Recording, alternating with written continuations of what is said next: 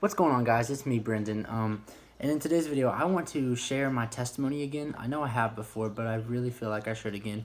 And I also have some scripture to go along with it. And maybe this can motivate you today to make a decision that your fear may have held you back from before. So, if you know Mark 5, or if you haven't read it, you can read it now, because I'm not going to read it, but I'm just going to go straight into what it's about. So if you want to read it, go ahead and pause the video. But basically, there's this lady, and she's bleeding. I don't really know what she's bleeding from, but since it's a lady, I figured maybe it's a period. But the lady bleeds for 12 years. And, well, this lady bleeds for 12 years, and she comes down to a decision where she sees Jesus, and she's introduced to Jesus, right? And she sees him through the crowd, and she has to do everything she can to get to him because she's tried everything else, and she knows that the only answer is Jesus. She knows nothing else worked, and I need Jesus. And for me, when I got saved at Falls Creek, I kept trying everything else before that, and I thought I was saved. I thought I knew, and I thought I had the cure. I thought I knew Jesus, and I did these things over and over and over again, and I was like, oh, I'm good. But the 2018 Falls Creek, when I went and actually truly got saved, every night Satan would hold me back from going because I had this fear and this anxiety about going down there. I was embarrassed, I really was, because I had convinced myself I was saved, and then I felt like, well, when the Spirit got a hold of me and told me that the way I'm living doesn't reflect that, it really was scary for me, because I've already told all these people that I was saved at this point, and they're going to be like, well, I thought he was saved. And all these things just crossed through my head. But you see, what's interesting with that lady at the in the crowd is that she didn't really hesitate. You don't ever see any sign of hesitation in her, but she just goes. She knows that I need to get to Jesus, so I'm going to go no matter what, and I have to get to Jesus. And every night at Falls Creek that week, during the tabernacle, I felt the Spirit telling me to come to the altar. But every single night, I let my fear hold me back and keep me from getting to Jesus. But the last night, even after the tabernacle, right before we went to bed, the next morning we'd be packing up and leaving.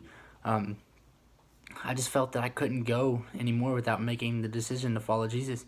And I had this fear still going over me, but like the lady in that moment, I felt that I have to get to Jesus no matter what. And I made that decision to follow Jesus that day.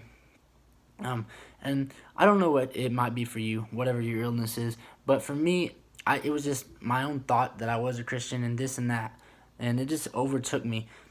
And for the lady, it was bleeding. Whatever it might be for you, whether it's pornography, whether it's drugs, whatever's holding you back from Jesus, whatever your sin is, it is a sickness, and it's holding you back from God. And the question is, how long are you going to let it? How long are you going to look for the answer in other things when you know the answer is in Jesus Christ? If you've read the Bible, if you claim to be a Christian, then the answer is right there in Jesus Christ, but you just have to lock onto that.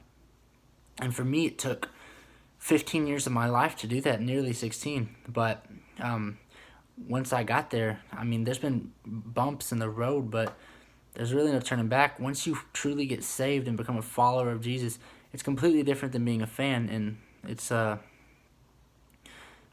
just an unbelievable experience. So whatever's been holding you back from meeting Jesus, know that today Jesus wants to meet you.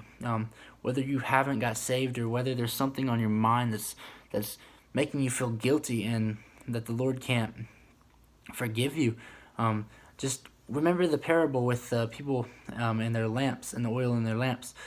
A couple of them had their oil, and they asked the others, the ones that didn't have their oil, they asked those people if we can have some oil because we don't have any oil in our lamps.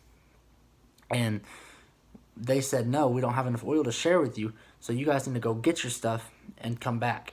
And when they left to go get theirs, the Lord came, or the groom came, and he took them in. And when they came back, depart from me, I never knew you. That's something to think about. Just know that the Lord could come anytime, and this isn't a message to scare you, but at the same time, this is a serious thing.